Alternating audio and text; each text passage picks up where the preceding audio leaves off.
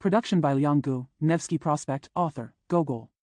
There is no better place than Nevsky Prospekt, at least in Petersburg. For Petersburg, Nevsky Prospekt means everything. This street is full of brilliance. It is truly the flower of our capital. I know that no matter who the common people or dignitaries living in Petersburg are, they would rather have Nevsky Prospekt than the gold and silver treasures in the world. Not only is he 25 years old.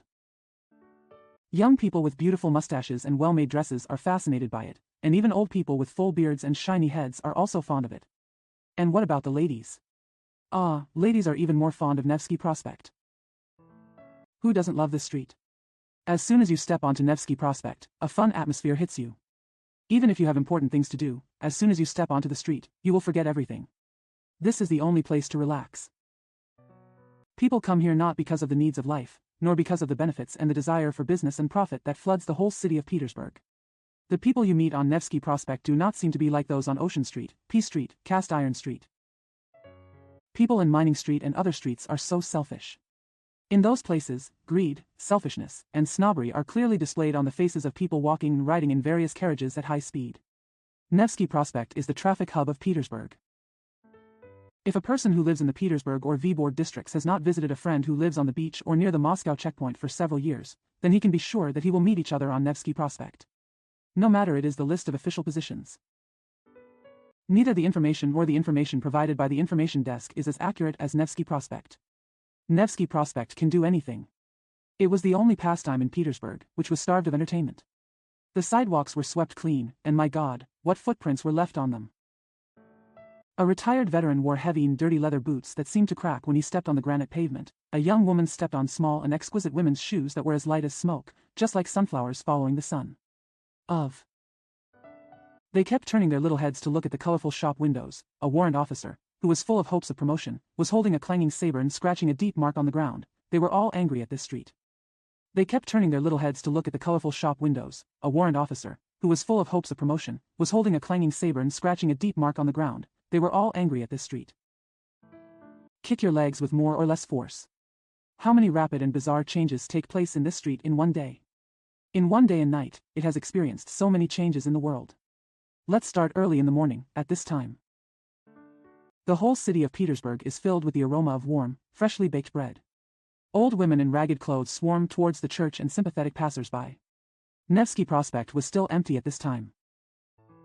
The stalwart shop owners and their clerks were still asleep in their Dutch shirts, or were scrubbing their noble cheeks with soap and drinking coffee. The beggars gathered in front of the confectionery shop, waiting for the wine boy to come out. Yesterday he was running around the house like a fly carrying cocoa drinks, and now he was bleary-eyed, holding a broom and without a tie, throwing dry and hard pies and leftovers to them. People who have to do things slowly walk around the streets, sometimes. Some Russian farmers who were rushing to work crossed the street. Their long boots were stained with lime. Even if they walked to the Ekaterina aqueduct, which is famous for its clarity, they could not clean them off. At this moment, it is not convenient for ladies to go out, because Russians like to curse and say rude words that cannot even be heard in the theater. Sometimes, a sleepy official walked with his briefcase under his arm, because he had to pass through Nevsky Prospekt to go to the official office. It can be safely said that at this hour, that is, before 12 o'clock, no one regards Nevsky Prospekt as an end, but only as a means. It gradually becomes bustling, people have their own things, and everyone has their own things to do. Everyone has their own worries and worries. However, I had no intention of thinking about this street. The Russian peasants were talking about 10 kopecks of silver or 7.5 kopecks of copper. The old man and the old woman were waving their arms, or talking to themselves, and sometimes making surprising gestures. But no one listened to what they said, and no one laughed at them, unless they met a group of children wearing floral blouses, holding empty wine bottles or ready-made shoes, running quickly along the street. At this moment, no matter what clothes you are wearing, even if you don't wear a top hat, but wear a beanie on your head, or if your collar sticks out of your tie, no one will pay attention. Petersburg District, Vyborg District, Beach Area, Moscow Checkpoint, etc. are all place names of various places in Petersburg. The titles and addresses of senior officials compiled and printed annually in Old Russia. At 12 o'clock, tutors from different nationalities led the children in fine linen turtlenecks. People flocked to Nevsky Prospekt. The English Joneses and the French Kirks held the arms of the children whom they had to take care of like parents, walked slowly, and explained to them in a very solemn manner. The signboard hung at the entrance of a store is used to let people know what goods are sold in the store. Governesses, pale English girls and rosy Slavs, walked proudly behind the lively, naughty girls. They were told to straighten their chests, raise their shoulders, and stand at attention. In short, at this moment, there was a sound of instructing on Nevsky Prospekt. However, towards 2 o'clock in the afternoon, there were fewer and fewer tutors, school teachers and children. They were finally replaced by affectionate fathers who strolled the streets on the arms of their dazzling, bejeweled, neurasthenic female companions. Gradually, people who have finished their important family affairs joined the ranks, for example. Some talked to their family doctor about the weather and a boil on their nose, others inquired about the health of their horses and their gifted children. Some people read the advertisements in the newspapers and an important piece of news about the arrival of dignitaries, while others have already had a cup of coffee and tea. In addition, these fates are added enviable. The person who got a good job to handle special affairs. Jones and Kirk are common surnames among British and French people, and are used here to generally refer to British and French tutors. Also coming to this street are officials who work in the diplomatic service. They are more elegant than others in both their profession and their habits. My God, how many enviable positions and titles there are here. How satisfying and comforting they are. Well, it's a pity that if I don't become an official, I won't be favored by my boss. Everything you see on Nevsky Prospekt is decorous. Men in long gowns with their hands in their pockets, ladies in pink. A long train coat made of pure white and light blue satin, and a felt hat. Here you can see the exquisite beards, some velvet-like, some satin-like, that are passed under the tie with very delicate and amazing skills. It is as black as mink and coal. Alas, only officials in the diplomatic service have such beautiful beards. God forbid that officials in other departments should also enjoy black beards, and to their great chagrin, they had to wear brown beards. Here you can also see a unique mustache that is indescribable with words. It is a mustache that has been devoted to the best time of half a life, a pet that has been cared for day and night for many years. It is full of refreshing fragrance, intoxicating perfumes and essences. The mustache that is coated with precious and rare perfume, that is the mustache that is rolled up with imitation leather tissue at night, that is the mustache that I have a touching attachment to and that passers-by are very envious of. Thousands of kinds of felt hats, clothes, and headscarves, all colorful and as light as clouds. The housewives who bought it will not be able to put it down for 2 days, and everyone on Nevsky Prospekt will be dazzled when they see it. It's like countless colorful butterflies suddenly flying from the grass stems, clustering like scattered beads in jade, circling and flying in the sky above the male beetle. Here you can see a waist that even Choo Choo has never seen before. It is so delicate and slender, not much bigger than the neck of a bottle. If you meet face to face, you will step aside respectfully, lest you accidentally let the rude person elbow touch it. You must be timid and worried in your heart. You must not exhale carelessly and destroy the wonderful work of nature and art. What beautiful women's sleeves you can see on Nevsky Prospekt. Oh, so beautiful. They are a bit like 2 balloons. If the lady had not been replaced by a man, she would have suddenly floated into the sky, because lifting the lady into the air is like bringing a glass of champagne to her mouth. Light and casual. You can encounter unique smiles here, which are highly skilled smiles. Some smiles can make your whole body soft with intoxication, and some smiles can make you suddenly feel careless and lower your head. There are smiles that make you feel taller than the spire of the Admiralty building. Here you can see some people chatting about concerts or the weather, but with an elegant air and a dignified air of self-respect. You can see hundreds of incredible people and things here. God! What weird people you can meet on Nevsky Prospekt. There are many people coming towards you, and they will look at your boots carefully after you walk past. He will turn his head and look at your back again. I still don't understand why I did this. At first I thought they were shoemakers, but that was not the case at all. They were mostly clerks from various ministries. Many of them wrote official documents in elegant writing, or some of them were just hanging out and reading newspapers in candy shops. In short, most of them were people of good moral character. During the great hour between 2 and 3 o'clock in the afternoon, which can be called the peak of activity on Nevsky Prospekt, all the best works in the world are brought here for a grand display. One person displayed a fashionable gown of fine beaver fur. Another person showed off a beautiful, tall and straight nose, the third person had a very beautiful beard, and the fourth person had a pair of beautiful, thoughtful eyes and wore an amazing hat. Feather hat. The fifth person's elegant little finger wears a gemstone ring embedded with evil spirits, the sixth person's slender feet wear a pair of exquisite and clear women's shoes, and the seventh person wears an amazing and inexplicable tie. The eighth man's mustache is simply breathtaking. However, as soon as 3 o'clock passed, the grand exhibition came to an end and people gradually dispersed. After 3 o'clock, it was another scene. Nevsky Prospekt is like spring coming to the world in the blink of an eye. The streets were filled with officials in green civilian uniforms.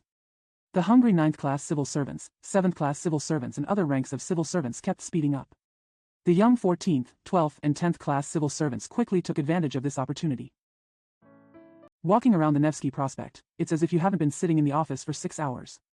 However, the elderly 10th-class civil servants, 9th-class civil servants and 7th-class civil servants lowered their heads and walked quickly. They had no intention of looking at the passers-by, they had not yet let go of their worries, their minds were in a mess and filled with a lot of unfinished case files. For a long time, what they saw in their eyes was not the shop sign. Instead, he shook his briefcase or the round face of the head of the office. A building standing on the banks of the Neva River in Petersburg. From 4 o'clock onwards Nevsky Prospekt was deserted again. You may not meet an official here. Occasionally a seamstress came out of her shop and walked across the Nevsky Prospekt with a box in her hand. The poor victim of the benevolent butcher was now wearing a tweed coat. Already reduced to a beggar, a weirdo from out of town who doesn't matter morning or evening, a slender Englishwoman with a handbag and a book in her hands, a Russian porter wearing a satin cotton frock coat that falls below his waist. He had a pointy beard and had lived a useless life. When he walked politely across the sidewalk, his back, arms, legs and head were trembling slightly. Occasionally, a short craftsman walked by. In addition to this, you will never see anyone else on Nevsky Prospekt. However, once dusk fell over the houses and streets, the policemen, wearing rough mats to protect them from the wind, climbed up ladders to light the street lamps. When those prints that were afraid to be displayed during the day were displayed from the low windows of the shops, Nevsky Prospekt became active again and began to be bustling. At this time, the mysterious moment arrives. Light gives everything a magical and alluring glow. You can meet many young people, mostly bachelors, wearing warm dresses and coats. At this time, you can feel the existence of a purpose. Or rather, it is the existence of something elusive with a similar purpose. Everyone's footsteps are moving very fast, and they have become quite messy. The long figure flashed frequently on the wall and the road, and the shadow almost reached the police bridge. The young 14th, 12th and 10th class civil servants have been traveling around for a long time, while the older 14th, 9th and 7th class civil servants mostly stay at home, or because they are all wealthy people. Family man. Or because they have a German female cook at home who will cook them good dishes. Here you can again see those venerable old people who used to stroll the Nevsky Prospekt with dignity and grace at 2 o'clock in the afternoon. You can also see them running forward like young 14th class civil servants, in order to peek from under their felt hats at the beauty of a lady they have noticed from afar, her thick rouged lips and eyes. Cheeks make many people who take a walk feel moved. It is especially fascinating for shop assistants, porters, and businessmen in German dress who always hang out in groups arm in arm. Don't be busy. At this time, Lieutenant Pirogov grabbed a young man who was traveling with him and was wearing a tuxedo and cloak and shouted loudly. Did you see it? I saw it, a stunning beauty described by Parasino. Parasino, born between 1445 and 1452, died in 1523, a famous Italian painter. Then who are you talking about? Ah, that's her. The dark-haired woman. What beautiful eyes. Oh my gosh, how beautiful. The whole figure, face shape, it's so beautiful. I'm telling you about the blonde, the one walking behind her. Now that you've caught your eye on the black-haired woman. Why don't you go along? Hey, how can that be done? The young man in the tuxedo suddenly blushed with embarrassment and shouted loudly. Just think of her as a woman who makes jokes on Nevsky Prospekt at night. She must be a lady, he sighed and continued said. The cloak she was wearing alone was worth 80 or 90 rubles. Fool! Cried Pirogov, pushing him hard towards the place where the brightly colored cloak was fluttering. Go, fool, don't miss the opportunity. I went after the blonde. The two friends walked away. I know your thoughts. Pirogov thought to himself with a self-righteous and smug smile. He believed that no beauty could resist his charm. Let's talk about the young man wearing a tuxedo and cape. Stepping forward timidly and fearfully, he walked towards the place where the gorgeous cloak was fluttering in the distance. As the street lamp came closer or further away, the cloak sometimes shone with dazzling light, and sometimes suddenly disappeared into the darkness. His heart was pounding. So he couldn't help but speed up his pace. He didn't dare to expect to be favored by the beauty walking in the distance, especially he didn't dare to entertain the kind of unfair thoughts hinted by Lieutenant Pirogov, but he wanted to see the residence of this extraordinary beauty, because she might have landed on the Nevsky Prospekt from the sky, or she might fly to some other place. He walked as fast as flying, and kept moving those silver beards in the air. The dashing gentleman pushed off from the sidewalk.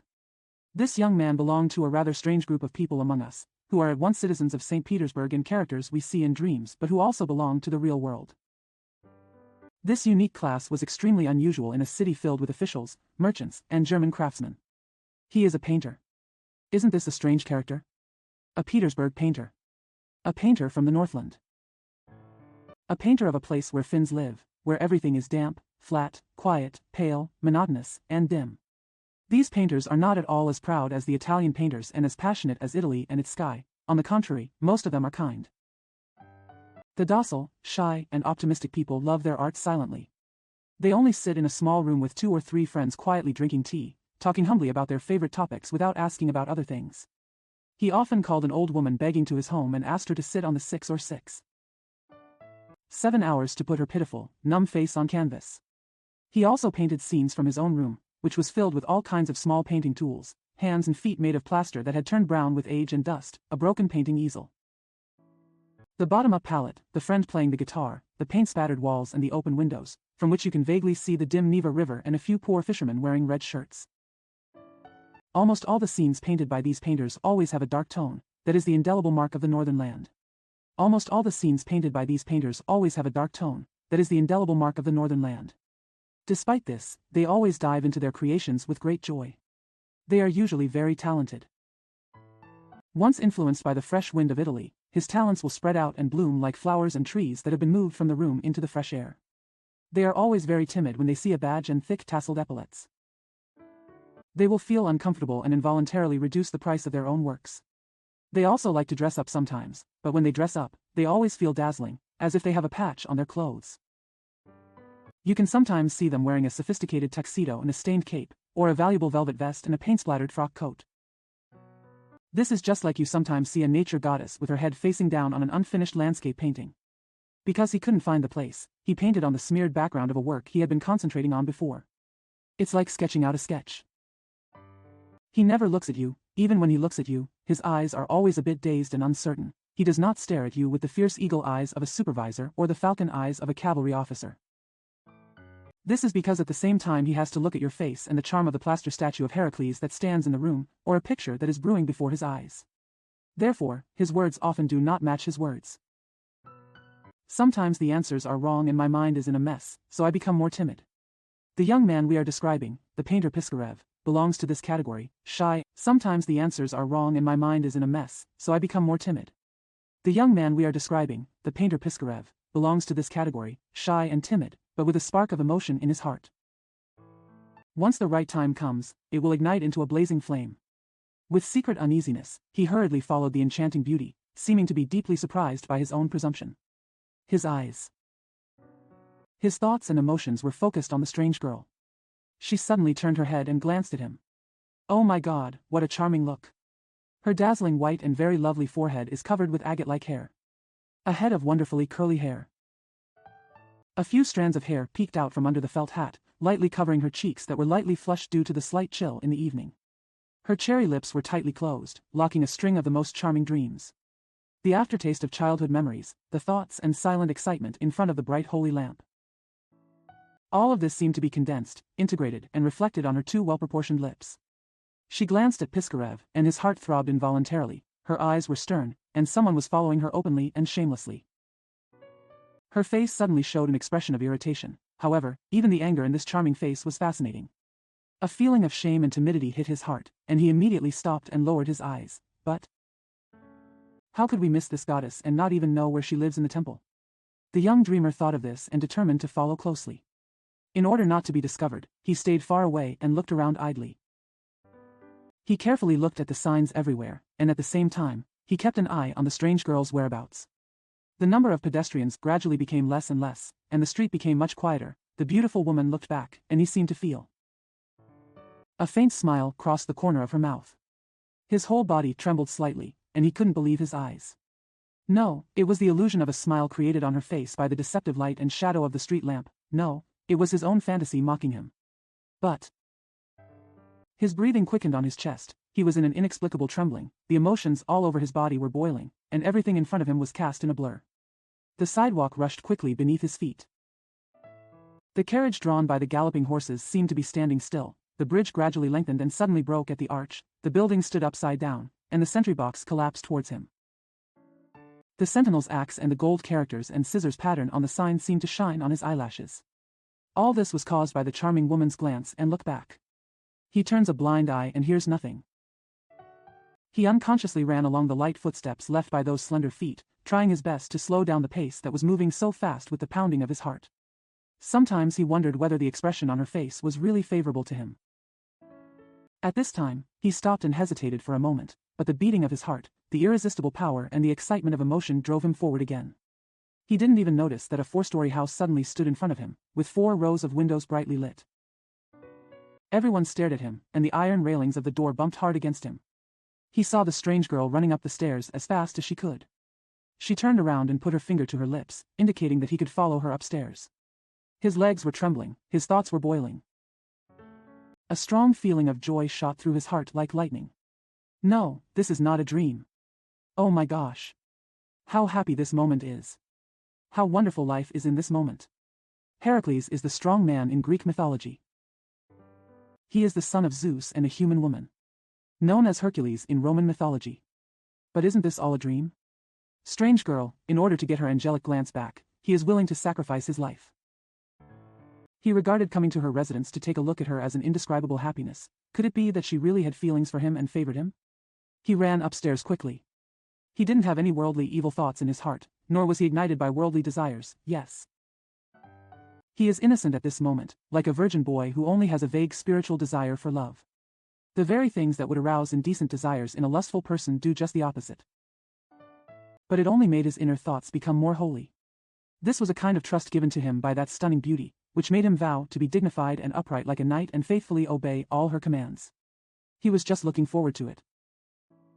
Ask him to do something as difficult and laborious as possible, and he can do his best to overcome all difficulties and dangers. He believed that there must be some secret and important matter that forced her to trust him and require his vigorous help. And he felt that he had the strength and determination to do anything. The stairs spiraled up, and his racing fantasies whirled with them. Be careful going upstairs. Her speaking voice sounded like a harp. The blood vessels all over his body couldn't help but tremble slightly. In the dark high place on the 4th floor, the strange girl knocked on the door. The door opened suddenly, and they walked in together. A lovely-looking woman came forward with a candle in her hand. But he looked at Piskarev so strangely and wildly that he couldn't help but lower his eyes. They entered the room. But I saw the figures of 3 women scattered in various corners. One was playing with cards, the other was sitting at the piano, playing something like a sad polonaise with 2 fingers. There is also a woman who is dressing up in the mirror and combing her long hair. Although a stranger came in, she did not want to stop her work at all. Dress up. The room was filled with that unpleasant clutter which can only be seen in a room accustomed to the ease of a bachelor. The furniture was fine, but covered with dust. A spider was spinning its web on the carved cornice. From the crack in the door of another room, which was not closed, I could vaguely see a shining leather boot with spurs and the red trim of a uniform. The bohemian laughter of men and women could be heard everywhere. From the crack in the door of another room, which was not closed, I could vaguely see a shining leather boot with spurs and the red trim of a uniform. The bohemian laughter of men and women could be heard everywhere. God, where has he come? At first he didn't want to believe it. He began to look carefully at the various items in the room. However, the walls were empty, the windows had no curtains, and there was no sign of the housewife's careful care. Each of these poor women looked haggard, and one of them was almost sitting in front of him. Come down. Looking at him as casually as one would look at a stain on someone else's clothes, all this convinced him that he had entered into a miserable nymphomaniac, the product of ostentatious civilization and the terrible overcrowding of the capital, a place of filth and evil that it occupies. In this den of whoredom, people blasphemously destroy and ridicule all the pure and sacred things that beautify life, and women, the flower of the world and the crown of creation, turn into a strange and frivolous creature. She lost all her feminine qualities along with the innocence of her soul, and disgustingly acquired the obedience and shamelessness of men, so she was no longer weak, charming, and different from us men. Piskarev looked at her from head to foot with astonished eyes, as if he wanted to know whether it was the beauty who had enchanted him on the Nevsky Prospekt and brought him here. However, she stood facing him, still looking so charming. Her hair is still so beautiful, her eyes still look as beautiful as a fairy. She was full of energy, she was only 17 years old, it was obvious that she had just fallen into this terrible slut. He still did not dare to touch her cheek. Her cheeks were so fresh and cute, lightly covered with a faint blush, she was really charming. He stood motionless in front of her, intending to just stare blankly, as forgetfully as before. But the beauty hated such a long silent conversation, so she looked directly into his eyes and smiled meaningfully. Yet there was something pitiful and impudent about it. It looked grotesque on her face. It's like a greedy person trying to pretend to believe in God, and it's as out of place as a poet reading an account book. He was suddenly startled. She opened her small lips and said some words, all of which were extremely boring and vulgar, as if she had fallen into despair. Even his sanity has been lost. He didn't want to hear anything anymore. He was like a child, looking very ridiculous and naive. He neither took advantage of this opportunity nor felt very happy. Someone else would have been ecstatic. Instead, he ran out into the street like a wild goat. He sat in his room with his head drooped and his hands hanging down, like a pauper who had found a priceless pearl and accidentally dropped it into the vast ocean. Such a stunning beauty. Where is this beauty of the sky and country? Where? He could say no more. Indeed, there is nothing that makes us more devastated than to see natural beauty sinking into the rancid breath of lasciviousness. Let ugliness cooperate with lasciviousness, but beauty, gentle beauty, it can only be combined with purity and flawlessness in our minds. The beauty over whom poor Piskarev was fascinated was indeed a wonderful and extraordinary woman. It was especially strange that she should be in such a despicable devil's cave. She was charming, beautiful in appearance, and exuded an elegant demeanor. She would never have thought that the evil demon would stretch out its terrifying claws towards her. She should have been the priceless treasure of her beloved husband, the world of happiness, the paradise of bliss, and all the wealth. She should have been a charming and silent star in an ordinary person's home, and she would speak sweet words as long as her lips were slightly opened. Order to come. She was supposed to be a goddess. In the crowded hall, on the shiny parquet floor, next to the bright candlelight, enjoying the silent admiration of a large group of admirers who fell at her feet, alas, it was a pity that she succumbed to the insidious devil's will. He went on to destroy the harmony of life, and was finally thrown into the abyss by the devil with a grin. He was immersed in heart-wrenching pity and sat alone in front of the candlelight. It was past midnight, and the clock on the tower had struck 12:30, but he was still sitting. He was motionless, not sleepy, and didn't want to do anything. Drowsiness crept over him quietly while he was motionless. The room gradually faded away, with only the candlelight shining brightly through the dream he had sunk into. Suddenly there was a knock on the door, and he was suddenly startled. Then he woke up. The door suddenly opened, and a servant in gorgeous uniform came in. His solitary room had never been visited by anyone wearing gorgeous uniforms trimmed with gold and silver, let alone at such an unusual moment. He felt puzzled and looked at the servant who came in with an eager and inquiring look. "There is a lady," said the servant, bowing deeply, "whose house you visited a few hours ago. She has asked me to come to see you, and has sent a carriage to fetch you." Piskarev stood there, speechless, deeply surprised. "Send the carriage, uniformed servant." "No, it's probably a mistake." "Hey, man," he said timidly, "you probably got the wrong place. Your wife must have asked you to pick up someone else, not me." "No, sir. I wasn't mistaken.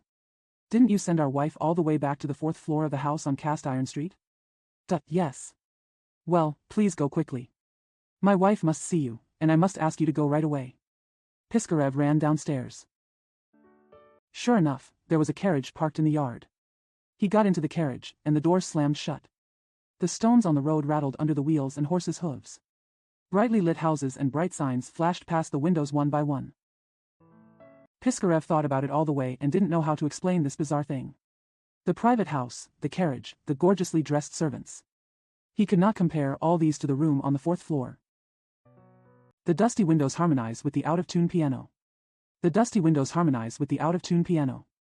The carriage stopped in front of the brightly lit gate, and he couldn't help being stunned. The carriages were lined up, the drivers were talking to each other, the windows were brightly lit, and music was playing one after another.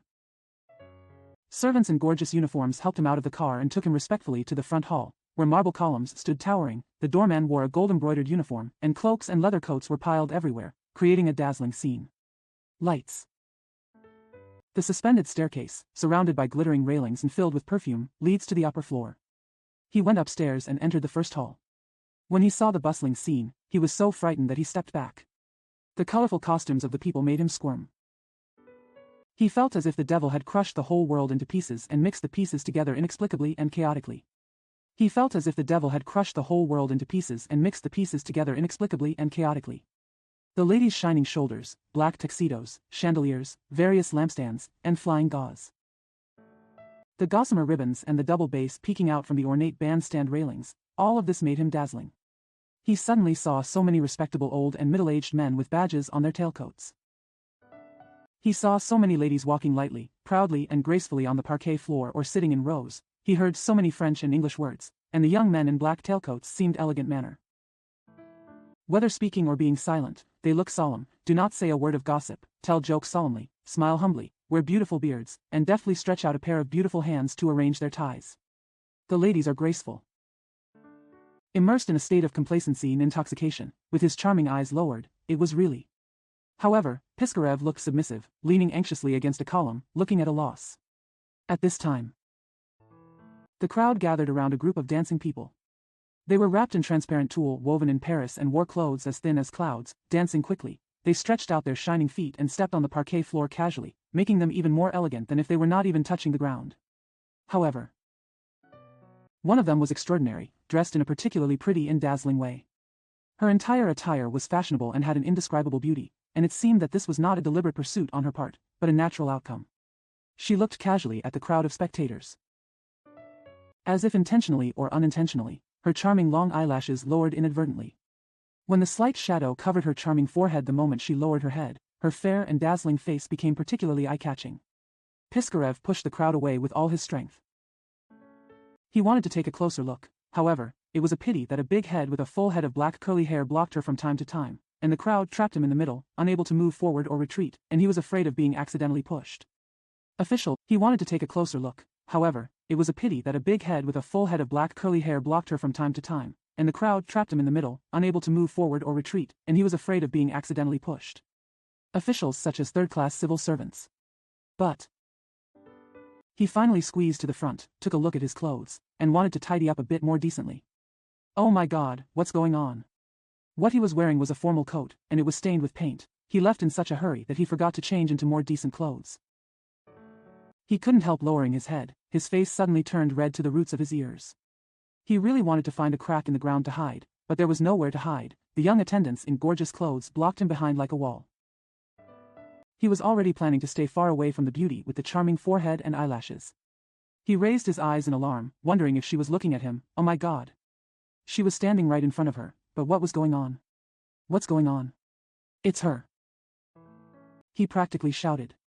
Yes, it was her, the girl she met on Nevsky Prospekt and escorted her back to her residence. At this time, she raised her eyelashes slightly and glanced at everyone with bright eyes. Oh my. How beautiful. He stopped here and couldn't even breathe. She glanced around, and everyone was vying to get her attention, but she looked sleepy and indifferent, and quickly looked away, facing Piskarev. Ah, heaven on earth. A world of bliss. God, give him the strength to endure all this. Life will leave him, and he will destroy and kill his own soul. She made a hint, not a gesture, not a nod, not. Her enchanting eyes revealed a subtle and vague expression, conveying this signal. No one could detect it, but he saw it and understood it. A dance lasted for a long time. The tired music seemed to be about to rest. Suddenly the loud voice rose again. The scream was harsh, and there was a loud roar. Finally the song ended. She sat down, her breasts heaving and quivering under the light gauze. One of her delicate hands, gosh, what a delicate hand, fell on her knees, holding the light clothes underneath her. The clothes seemed to make a pleasant sound when cushioned under the body, and the light snow-green color of the clothes highlighted the delicate hand. As long as I can touch this hand, I will be satisfied. Nothing more could be asked for. It would be too presumptuous to even think about it. He stood behind her chair, not daring to speak or breathe loudly. Are you bored? She said. I feel bored too. I can see that you hate me. She added, lowering her long eyelashes. Hate you? Are you talking about me? Piskarev was flustered. I wanted to continue talking, which would lead to a lot of incoherent words, but then an attendant who spoke playfully and interestingly and had a bunch of fluffy crests on his head came over. He happily showed off a row of fairly white teeth. The witty words she spoke pierced into his heart like sharp nails. Fortunately, someone finally came to ask the attendant about something. How annoying, she said, looking up at him with her angelic eyes. I'll sit at the other end of the hall, you come over too. She squeezed into the crowd and disappeared. He pushed away everyone like crazy and followed them there. Yes, it was her. She was sitting like a queen, otherworldly and gorgeous, looking around, looking for him. You're here, she said softly. I don't want to hide it from you. You must find it strange how we met by chance. You may think that I am one of those nasty and shameless people you see, right? You may think my behavior is strange, but I can tell you a secret, she said, gazing into his eyes.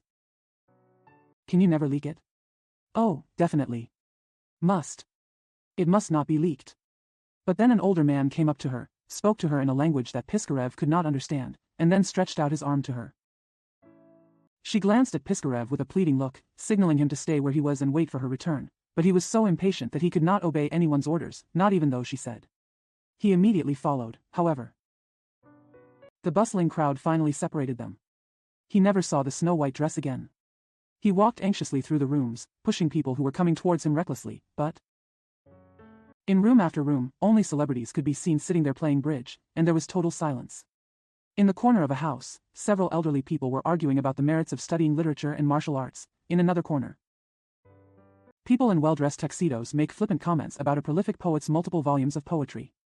Piskarev saw a dignified-looking elder pinching the buttons of a man in a tuxedo and giving him a very fair opinion of his judgment.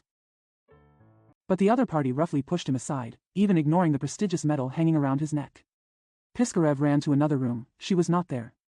I hurried to the third room. Still no one was there. Where is she? I want to see her. Alas, I cannot live without looking at her. I want to hear what's in her heart. However, he searched everywhere in vain. He was restless and exhausted. He cowered in a corner and looked at everyone. His eyes were sore, and everything around him gradually became blurred. Finally, the four walls of the room were clearly visible before his eyes. He raised his eyes and saw a candlestick in front of him. The light was about to go out deep in the candlestick. One candle was lit. Wax flowed onto the table. Turns out he was asleep. Oh my God, what a dream. Why wake up? Why not wait a little longer? Maybe she will come back. The annoying twilight shone through his window with an unpleasant dim glow. The room was immersed in a dark, blurry mess of light and shadow. Alas, how ugly the reality is. Why does it have to be opposite to the dream? He hurriedly took off his clothes, lay down on the bed, covered himself with a quilt, and wanted to briefly recover the lost dream. Why does it have to be opposite to the dream? He hurriedly took off his clothes, lay down on the bed, covered himself with a quilt, and wanted to briefly recover the lost dream. Sure enough, he immediately started dreaming again, but what he dreamed about was not at all what he wanted to see. One moment Pirogov came with a pipe in his mouth, the next he saw the gatekeeper of the Academy of Fine Arts, the next he met a fourth-class civil servant, the next he dreamed of the head of a Finnish woman he had painted a portrait of, and so on and so forth. Of dreams. He slept until noon, still trying to fall asleep again, but she never appeared again. How I long for her to show off her unparalleled beauty for a moment. How I long for her light steps to clatter for a moment again. How he longed for her bare arms, as smooth as the white snow in the sky, to flash before his eyes again. He lifted up the quilt, forgot about everything, and sat there in frustration and despair, focusing only on recalling the lost dream. He had no intention of doing anything. His eyes were dull and emotionless, staring lifelessly at the window facing the yard, where a dirty waterman was pouring out water that was about to freeze, and a street vendor shouted in a goat-like voice, "Are there any used clothes for sale?" This everyday and real thing sounded strange to him. He sat like this until dusk fell, then fell asleep on the bed. Tossing and turning, it was hard to fall asleep for a long time, but finally I fell asleep. I had another dream, a nasty, disgusting dream. Lord, have mercy on me, let me see her even for a moment, even for a minute. He waited for the night to come again, fell asleep again, and dreamed of an official, who was both an official and a bassoon player. Oh, how uncomfortable. She appeared at last. Her little head and her head of curly hair, she looked at each other, oh, for the blink of an eye. Another fog, another chaotic dream. Finally, the pursuit of dreams became his life, and from that moment on, his whole life took a strange turn. He fell asleep, so to speak, while he was awake. Sleepless in dreams. If someone saw him sitting silently at an empty table or walking along the street, they would think that he was a sleepwalker or someone ruined by alcohol. His eyes were blank and lost. The mental disorder he was born with became even more severe now, brutally erasing all expressions and changes of emotion on his face. Only at night did he feel alive again. This situation drained his energy, and in the end he couldn't dream anymore. This turned out to be his greatest pain. In order to save the only thing he owned, he tried every means to regain his dream. He had heard that there was a way to relive old dreams. All he had to do was take opium. But where to get opium? He remembered a Persian who owned a shawl shop. This man asked him to draw a picture of a beauty almost every time he met. He made up his mind to find help from the Persians, who must have this kind of opium. The Persian sat on the sofa with his legs crossed and received him. What do you want the opium for? The Persian asked. Piskarev told him about his insomnia. Okay, I'll give you some opium, but you have to draw me a picture of a beauty. I want to draw a stunning beauty. Black eyebrows, big eyes like olives. And I was lying next to her, smoking my pipe. Do you understand? I want to draw a very beautiful one. What a beauty. Piskarev agreed to everything. The Persian went out for a while and came back with a small jar containing a black liquid. Carefully pour a little into another small jar, then give it to Piskarev, telling him to mix it with water and drink it, no more than 7 drops at a time. He greedily grabbed this extremely precious little jar, which could not be exchanged for gold, and hurried home. When he got home, he poured a few drops into a glass of water, swallowed it in one gulp, and fell asleep. Oh my God, what a pleasure. It's her. See her again. However, it is already something else. Ah, she sat leaning against the window of the bright cottage. How charming. Her dress is so simple and unpretentious that it can arouse the poet's reverie. The hairstyle on her head, gosh, how simple it was, and how it matched the whole person. The short triangular headscarf was draped lightly around her straight neck. The whole person is elegant and simple, and everything about him contains a mysterious and inexplicable charm. How beautiful is her graceful gait. How sweet is the sound of walking footsteps and the rustling of simple dresses. How cute is her hand holding the bracelet surrounded by animal hair. She said to him with tears in her eyes, "Don't look down on me, I am not at all what you think I am. Look at me carefully, and you say, did you think I would do such a thing? Ah, no, no. Whoever dares to think that way, let him." But he woke up, heartbroken and tears filling his eyes. A popular decoration at the time. It would be better if you never came to this world at all. Never lived in this world. It would be better if it were just a painting by a talented painter. I will never leave the canvas, always looking at you and kissing you. I will regard you as my most beautiful vision, depend on you for life and death, and share our breath and breath. Then I will be extremely happy. I have no other extravagant hopes. I will call your name like a guardian angel before I go to bed and after I wake up. Whenever I need to paint something beautiful and sacred, I will wait for your appearance. But now, what a terrible life. What good does she gain by living? Can the life of a madman bring joy to his relatives and friends who once loved him? My God, what a life we have. Dreams and reality are always at odds. Similar thoughts kept bothering him. He thought of nothing, scarcely ate or drank, and looked forward eagerly and feverishly to the coming of night and his enchanted dreams. This constant obsession dominated his whole body, mind and imagination. As a result, that beloved image appeared in front of him almost every day, and it was always incompatible with reality, because his thoughts were as simple as a child's. In these dreams, the girl became more pure and beautiful, and completely changed her appearance. Taking opium continuously made his thoughts more excited. If someone falls in love, loves madly, loves passionately, loves so painfully, loves so much that everything inside is burned, and loves so much that he cannot leave his soul, this unfortunate person must be him. One of the dreams made him extremely happy. He dreamed of his studio, very happy, holding a palette, and sitting there with great concentration. She is also in the studio. She has become his wife. She sat next to him. Charming's elbows rested on the back of his chair, watching him paint. There was an expression of incomparable happiness in her delicate and sleepy eyes. Everything in the room was filled with an atmosphere of happiness and tranquility. The windows were bright, clean, and orderly. Oh my gosh. She nestled her cute little head on his chest. He had never had such a sweet dream. She nestled her cute little head on his chest. He had never had such a sweet dream. After waking up from the dream, he felt refreshed and not as lazy and weak as before. Some strange thoughts flashed through my mind. Perhaps, he thought to himself, she suffered a sudden misfortune. She could not help but fall into the world of prostitution. Perhaps, she was deeply regretful in her heart. Perhaps, she herself also longed to jump out of the pit of fire. Should he just stare at her ruin and remain indifferent? You know that as long as you extend a helping hand, you can rescue her from the dire straits. He began to wander in his mind. You know that as long as you extend a helping hand, you can rescue her from the dire straits. He began to wander in his mind. No one knows me, he said to himself, and others can't care about me, and I don't care about other people's affairs. As long as she truly repented and turned a new leaf. I will marry her. I must marry her. It is much better than many people marrying a housekeeper or even a lowly slut. And my move was selfless, even great. I am returning a stunning beauty to the world. Having drawn up such a frivolous plan, he felt a blush suddenly rise on his face. When he walked to the mirror, he saw his cheeks were sunken and his face was pale, and he couldn't help but feel horrified. He dressed up carefully, washed his face and smoothed his hair. Putting on a new tuxedo, a fashionable vest, and a cloak, he walked out into the street. He took a breath of fresh air and felt refreshed, as if a patient who had just recovered from a long illness finally walked out of the door.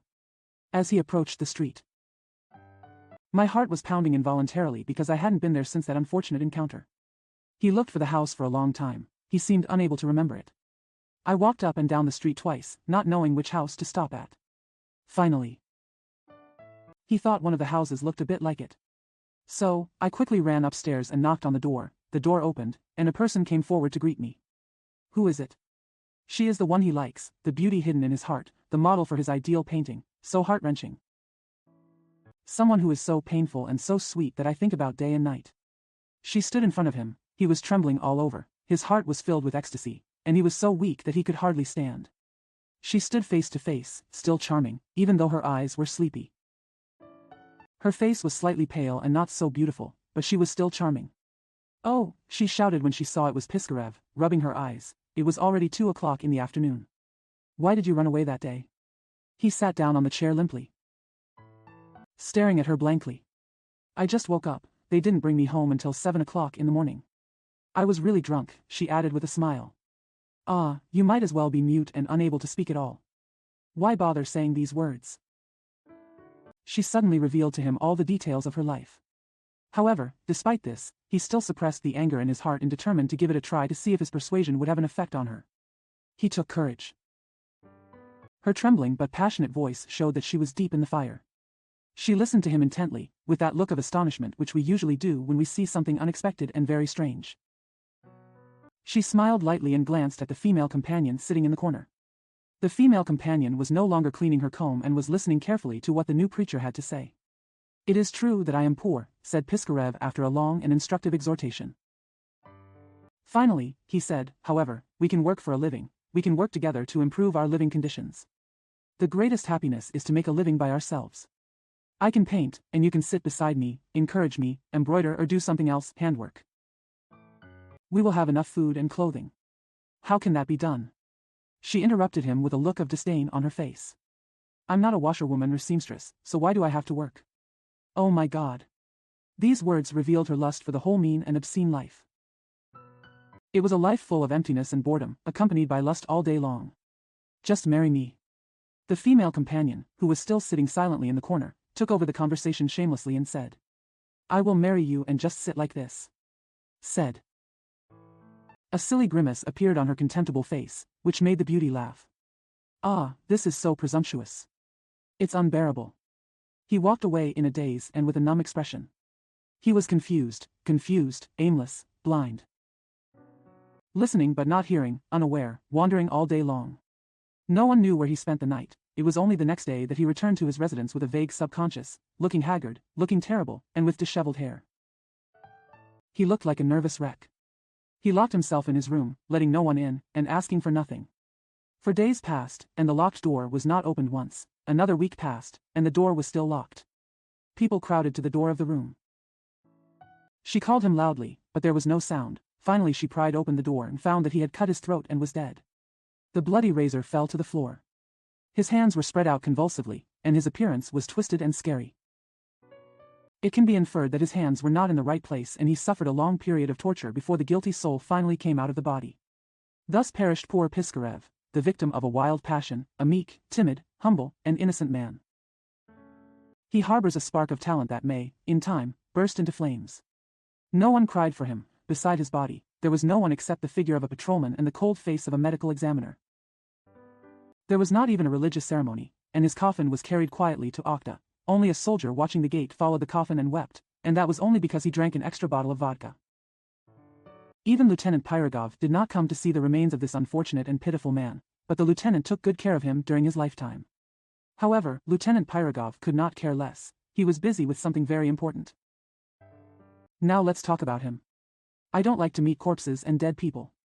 When a long funeral procession crosses the road I am walking on, and a disabled soldier dressed like a mendicant monk walks past, sniffing snuff with his left hand and holding a torch in his right hand, I always feel quite awkward. As long as I see the ornately decorated coffin and the coffin covered with velvet cloth, I can't help but feel helpless, however, when I see the carriage pulling the red coffin of the poor man with no cover. When I happened to meet a female beggar at a crossroads and followed her slowly because she had nothing to do, my helpless mood was mixed with a bit of sadness. We seem to have talked about the place where Pirogov broke up with poor Piskarev and hurriedly chased the blonde. This blonde is a lithe girl with a pretty face. She would stop for a while in front of each shop, looking at the wide belts, triangular headscarves, earrings, gloves and other exquisite accessories displayed in the window, twisting her body, looking here and there, and looking back frequently. Baby. You can't escape from my grasp. Pirogov said very confidently, continuing to pursue him, raising the collar of his coat to cover his face, so as not to embarrass his acquaintances. At this point, it might as well let the readers understand what kind of character Pirogov is. But before talking about what kind of person Pirogov is, let's talk about the social circle to which Pirogov belongs. There were some officers there, who formed a middle class of society in Petersburg. You can always meet one of these people at a party or banquet held by a fifth or fourth class civil servant who climbed up the ladder after 40 years of bleak business. Several girls with pale faces, as dull as Petersburg, some of them have missed their prime dates, the tea table. Pianos, house dances, all of these are always inseparable from a man wearing tassels shining in the lights, and he is always surrounded by virtuous blondes and brothers or relatives in black tuxedos middle. It is difficult to make these quiet girls happy and laugh. If you really want to do this, it is difficult to say that it is difficult, but it is not difficult at all to say that it is not difficult. Don't speak too profoundly or too comically. Just add a little bit of trivia here and there that women love to hear. At this point, I would like to do justice to the gentlemen mentioned above. They have a special ability to make these eclipsed beauties laugh when they listen to them. Shouting and laughing, one after another. Oh, stop talking. I'm so embarrassed, it's making people laugh to death. This is often the best reward for them. They rarely make it into the upper class, or they simply don't have the chance to climb up. They were squeezed out from there by what this society calls aristocrats. Then again, they are considered learned and educated people. They like to talk about literature and are full of praise for Bulgarin, Pushkin and Gretsch. But he criticized Orlov with contempt and sarcasm. They never miss an opportunity to speak in public, even if it's about bookkeeping or tree planting. No matter what play is being played in the theater, you can always see someone there. Unless farces like Flatka the Fool have spoiled their fastidious tastes. They are regular visitors to the theater and bring a lot of money to the theater owners. They especially like to insert some beautiful verses into the play. They also like to cheer loudly for the actors. Many of them taught in public schools or tutored students to apply for public schools. They finally saved a sum of money to buy a two-wheeled carriage and a pair of horses. So, their circle of acquaintances became wider and wider. They were finally able to marry the daughter of a merchant who could play the piano. Their circle of acquaintances became wider and wider. They were finally able to marry the daughter of a merchant who could play the piano, brought about 100,000 rubles in cash as a dowry, and connected with a large number of bearded relatives. But they must at least reach the rank of colonel to receive this honor. Because even though the Russian bearded men smell like cabbage, they must marry their daughters to generals, at least to colonels. The main characteristics of young people belonging to this type are roughly the same. However, Lieutenant Pirogov had many unique talents. He recited verses from Dmitry Donskoy and Smart Mistakes to the ears. There is also a special ability to blow out more than 10 connected smoke rings from the pipe at once. He was very funny when telling jokes, saying that there was a big difference between a mountain cannon and a unicorn cannon. However, it is not easy to enumerate the talents that fate bestowed upon Pirogov. He liked to comment on actresses and dancers, but not in the harsh way a young warrant officer would talk about them. He was very satisfied with the rank he had just been promoted to. Although sometimes he would lie on the sofa and say repeatedly, "Alas! Alas! It's all nonsense, it's all nonsense. So what if I become a lieutenant?" However, he secretly felt very happy because of getting this new title. He always implies this in a roundabout way when talking to people. Once, when he met a reporter on the street who he thought was behaving vulgarly, he immediately told him to stop. He only said a few very sharp words to let the other person understand that the person standing in front of him was a lieutenant, not other junior officers. At this time, there happened to be two good-looking ladies passing by, and he spoke particularly eloquently. Pirogov has always been enthusiastic about arty style and has repeatedly encouraged the painter Piskarev, however. This may be because he longed to see a portrait of himself in heroic proportions. Enough has been said about Pirogov's character. It is difficult to enumerate all the virtues of an excellent person. The more carefully you look at them, the more new features you will discover, then describing them one by one will be endless. François Bulgarin, 1789–1859, Russian writer, founder of the reactionary publication, Northern B. A.S. Pushkin, 1799–1837, a great Russian poet and writer. New York Gretsch, 1787–1867, who co-founded Northern B. with Bulgarin, was a very popular literati at that time. A. Orlov was the author of vulgar novels with low taste at that time.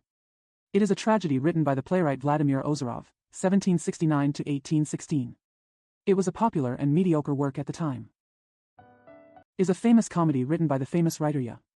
Shai Griboidov, 1795–1829, which extremely harshly satirized and criticized the social and political system of the time.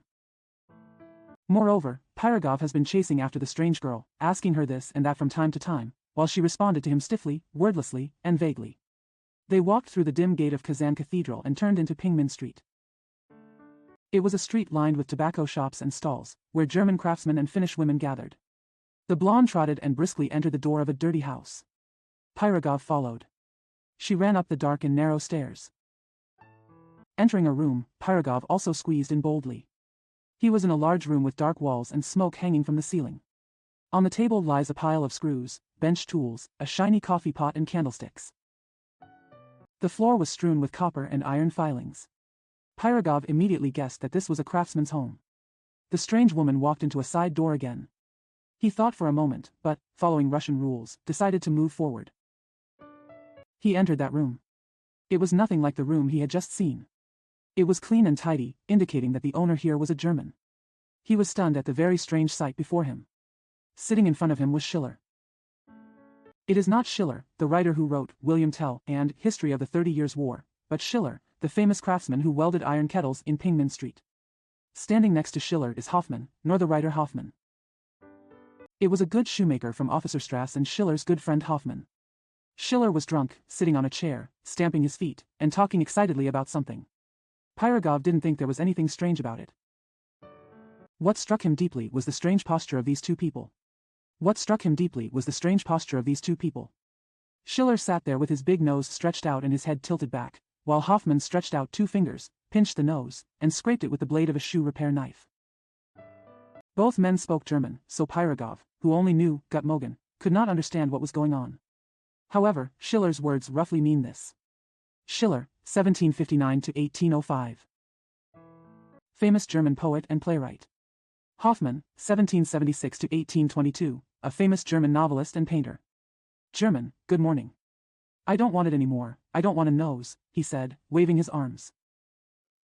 My nose alone consumes 3 pounds of snuff every month. I have to pay the unlucky Russian tobacco shop, because the German tobacco shop does not sell Russian snus. I pay the unlucky Russian tobacco shop 40 kopecks per pound, that is 1 ruble and 20 kopecks a month. 12 months is 14 rubles and 40 kopecks. Do you understand, my friend Hoffmann? A bare nose costs 14 rubles and 40 kopecks. On holidays I have to smell rabbi, because I don't want to smell bad Russian snus on holidays. 2 pounds of rabbi tobacco a year costs 2 rubles a pound. 6 plus 14, the cigarette money alone is 20 rubles and 40 kopecks. This is blackmail. Let me ask you, my friend Hoffmann, isn't it? I am a German from the Principality of Swabia. I have a king in Germany. I don't want a nose. Cut it off. Here, my nose. 1 Russian pound is equal to 409.5 grams. Schiller was drunk, and his words did not match his words. He said that 2 pounds of Robbie cigarettes are worth 4 rubles. Said to be 6 rubles. A German principality in the Middle Ages. If Lieutenant Pirogov hadn't suddenly barged in, there is no doubt that Hoffmann would have cut off his nose regardless of what happened, because he had already taken the knife, just like cutting off the sole of a shoe. Schiller was very unhappy. Suddenly an uninvited stranger broke in and interfered with his business at an inappropriate time. Although he drank beer and liquor and became drunk. I also know that it is not decent to look like this and do such a thing in front of outsiders. At this moment, Pirogov leaned slightly and said in his unique friendly tone, Please forgive me. Get out. Schiller replied in a drawl. In this way. Pirogov was at a loss. He had never been treated so rudely. The slight smile on his face suddenly disappeared.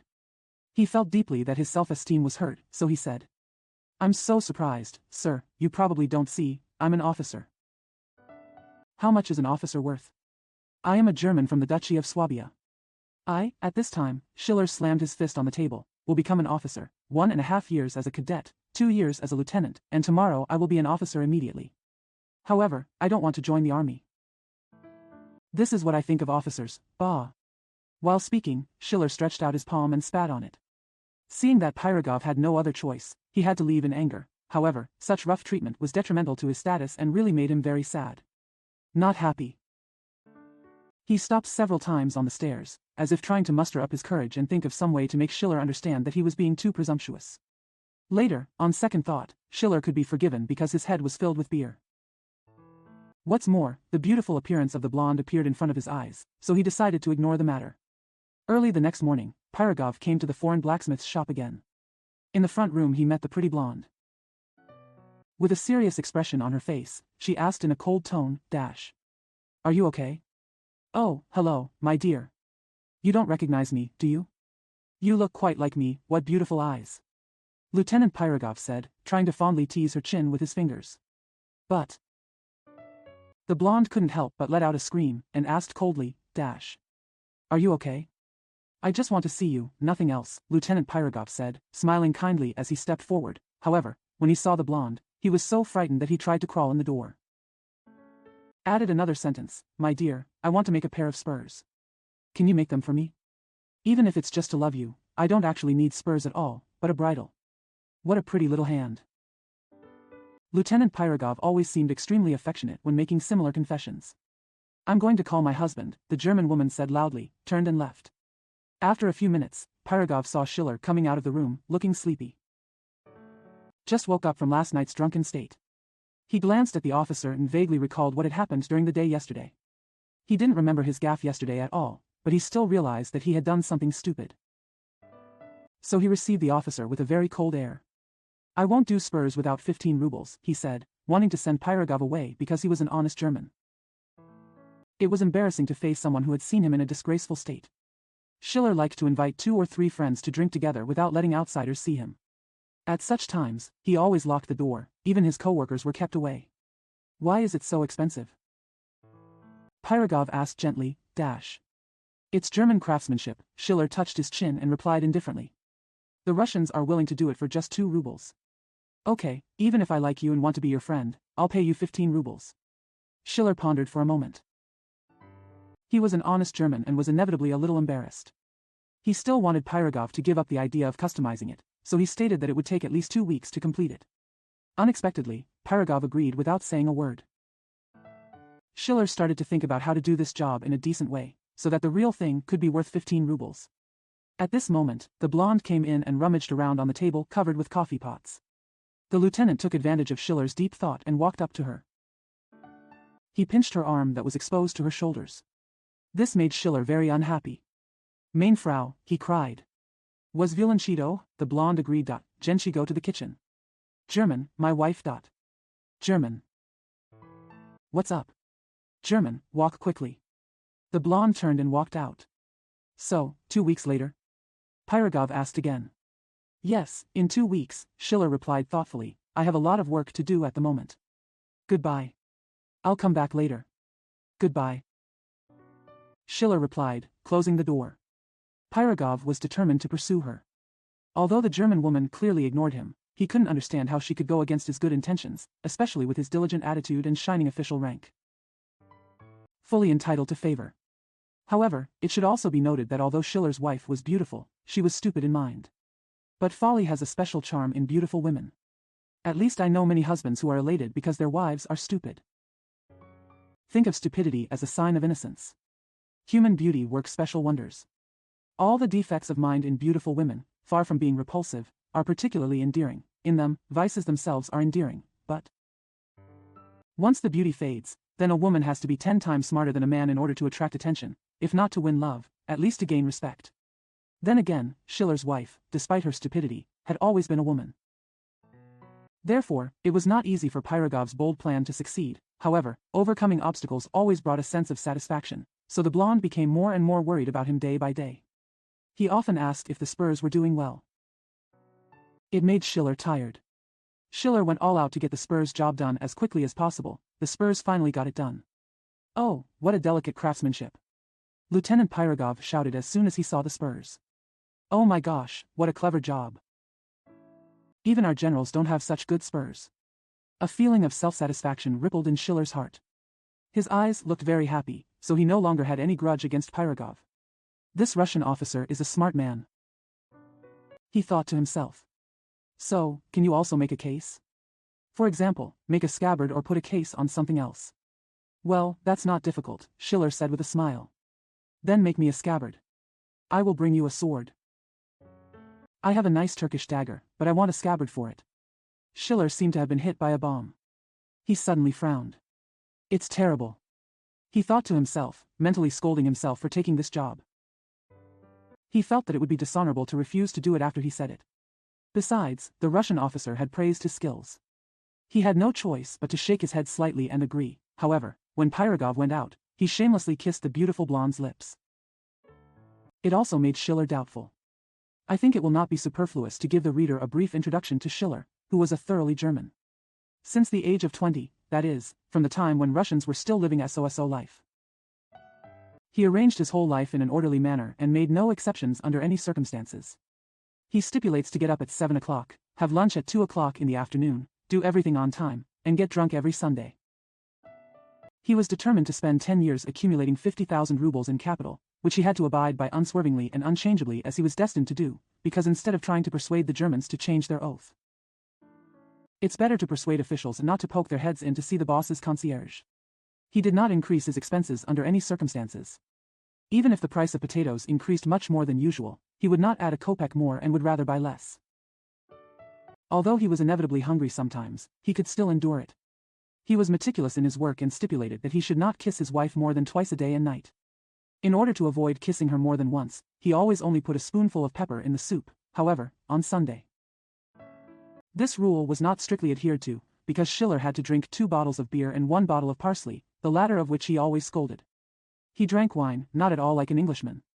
As soon as he finished his meal, he locked the door and drank to himself. On the contrary, he, a German, always drank happily and casually, either with Hoffmann, the shoemaker, or with Kunz, the carpenter, who was also a German and a big drinker. This was the character of Schiller, who was generous, so he eventually became very strapped for money. Although he was a slow man and a German, Pyrogov's behavior aroused jealousy in his heart. He racked his brains, but still couldn't think of a way to avoid the Russian officer. And this time, Pyrogov was smoking a pipe among his companions. Because God had arranged that all officers smoked pipes, there was something in his words and a smile on his face, hinting that he had a secret with a beautiful German woman. Personal affair. In his words, he and this girl were already deeply in love, but in fact, he had almost no hope of winning her heart. One day, he was strolling along the Rue Pleine, looking from time to time at Schiller's house with its eye-catching signboard showing a coffee pot and a samovar. He was really overjoyed. He saw the blonde leaning out the window and watching the passers-by. He stopped, waved to her and said, "Gut Morgen." The blonde nodded to him as if she had met an acquaintance. "Hello, is your husband at home?" "At home," the blonde replied. "When was he not at home?" "Not at home every Sunday," the blonde said stupidly. "That's good," Pyrogov thought secretly, "this is a rare opportunity. So, next Sunday." He suddenly appeared in front of the blonde. Schiller was indeed not at home. The beautiful housewife was frightened, however, Pyrogov was more cautious this time, and bowed deeply with great respect, showing the charming grace of his flexible and girdle body. He talked and laughed very kindly and politely, while the silly German woman simply responded casually. In the end, he tried every trick, but he still couldn't interest her. He proposed to her to dance. The German woman agreed immediately. Because all German women love to dance. Pyrogov was full of hope now. Firstly, it would bring her pleasure. Secondly, it would show his agility and dexterity. Thirdly, when dancing, he could get very close to her and hug the beautiful German woman's waist in order to gain an advantage. In short, he was sure that this would be an immediate success. He began to dance a kind of gavotte, because he knew that dealing with a German woman was a step-by-step process. The beautiful German woman walked to the center of the room and raised a charming slender foot. This gesture made Pyrogov ecstatic, and he couldn't help but go to kiss her. The German woman kept shouting, which seemed to Pyrogov. It added to the charming charm. He kissed her wildly again and again. Suddenly, the door opened sharply, and Schiller walked in with Hoffmann and the carpenter Kuntz. The 3 respectable craftsmen were all very drunk. A French slow dance.